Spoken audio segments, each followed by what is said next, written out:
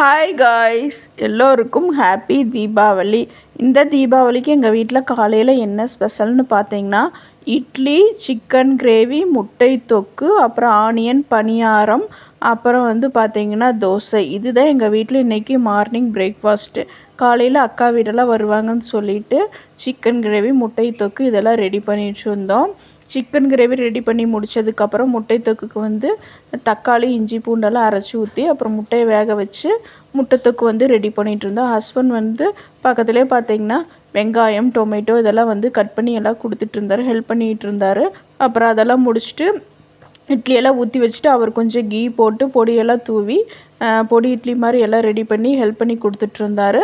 அப்புறம் அவங்களும் வந்ததுக்கப்புறம் காலையிலலாம் ஃபேமிலியோடு சேர்ந்து பிரேக்ஃபாஸ்டெல்லாம் சாப்பிட்டு பட்டாசெல்லாம் வெடித்து ஜாலியாக இந்த தீபாவளி நாங்கள் செலிப்ரேட் பண்ணிகிட்ருந்தோம்.